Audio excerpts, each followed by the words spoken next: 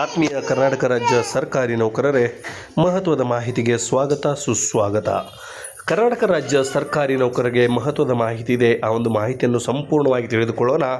ರಾಜ್ಯಾಧ್ಯಕ್ಷರಾದ Shri S Shadakshari ಅವರು ಕರ್ನಾಟಕ ರಾಜ್ಯ ಆರೋಗ್ಯ ಸಂಜೀವಿನಿ ಯೋಜನೆಗೆ ಸಂಬಂಧಿಸಿದಂತೆ ಬಹಳ ಮಹತ್ವದಂಥ ಅಪ್ಡೇಟ್ಸನ್ನು ನೀಡಿದ್ದಾರೆ. ಅದಕ್ಕೆ ಸಂಬಂಧಿಸಿದಂತೆ ಯಾರಿಗೆಲ್ಲ ಭೇಟಿಯಾಗಿದ್ದಾರೆ, ಏನೆಲ್ಲ ಚರ್ಚೆ ಆಗಿದೆ, ಏನು ಔಟ್ಪುಟ್ ಬಂದಿದೆ, ಸಂಪೂರ್ಣವಾಗಿ ಎಲ್ಲ ಮಾಹಿತಿಯ ಬಗ್ಗೆ ನಾವು ಈ ಒಂದು ವಿಡಿಯೋದಲ್ಲಿ ಸಂಪೂರ್ಣವಾಗಿ ತಿಳಿದುಕೊಳ್ಳೋಣ.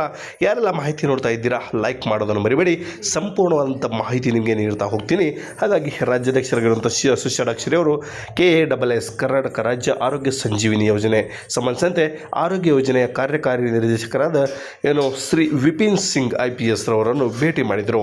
ಜೊತೆಗೆ ಒಂದನೇದಾಗಿ ಕರ್ನಾಟಕ ರಾಜ್ಯ ಆರೋಗ್ಯ ಸಂಜೀವಿನಿ ಯೋಜನೆ ರಾಜ್ಯದಾದ್ಯಂತ ಪ್ರತಿ ಜಿಲ್ಲೆಯಲ್ಲಿ ಹೊಸ ಆಸ್ಪತ್ರೆಗಳು ಸೇರ್ಪಡೆ ಮಾಡೋದು, ಇದು ಒಂದನೇ ಪಾಯಿಂಟ್. ಎರಡನೇದಾಗಿ ಹೊರ ರೋಗಿ ಸೇವೆ ಶೀಘ್ರ ಪ್ರಾರಂಭಿಸುವಿಕೆ, ಇದು ಎರಡನೇ ಪಾಯಿಂಟ್. ಮೂರನೇದಾಗಿ ಮರುಪಾವತಿ ಬಿಲ್ಗಳು ಶೀಘ್ರ ಅನುಮೋದನೆ, ಮೂರನೇ ಪಾಯಿಂಟ್ ಆಗಿದೆ. ನಾಲ್ಕನೇದಾಗಿ ಸಹಾಯವಾಣಿ ಕೇಂದ್ರದಲ್ಲಿ ಹೆಚ್ಚುವರಿ ಸಿಬ್ಬಂದಿ ನೇಮಕ. ಈ ಒಂದು 4 ಪಾಯಿಂಟ್ಗಳನ್ನು ಇಟ್ಕೊಂಡು ರಾಜ್ಯ ಸರ್ಕಾರಿ ನೌಕರರ ಸಂಘದ ಅಧ್ಯಕ್ಷರಾಗಿರುವಂಥ ಶ್ರೀ ಎಸ್ ಷಡಾಕ್ಷರಿ ಅವರು ಶ್ರೀ ವಿಪಿನ್ ಸಿಂಗ್ IPS ರವರನ್ನು ಭೇಟಿಯಾಗ್ತಾರೆ. ಅವರು ಯಾರಂದರೆ ಆರೋಗ್ಯ ಯೋಜನೆಯ ಕಾರ್ಯಕಾರಿ ನಿರ್ದೇಶಕರು. ಅವರನ್ನು ಭೇಟಿಯಾಗಿ ಪ್ರಮುಖ 4 ಈ ಒಂದು ಬೇಡಿಕೆಗಳು ಜೊತೆಗೆ ಇದಕ್ಕೆ ನಿವಾರಣೆ ಯಾವ ರೀತಿಯಾಗಿದೆ ಎಂಬುದರ ಬಗ್ಗೆ ಸಂಪೂರ್ಣವಾಗಿ ನೋಡ್ತಾ ಹೋಗೋಣ. ಅದಕ್ಕೆ ಸಂಬಂಧಿಸಿದಂತೆ ಸೇರಿದಂತೆ ಹಲವಾರು ವಿಚಾರಣೆಗಳನ್ನು ಚರ್ಚಿಸಿದರು.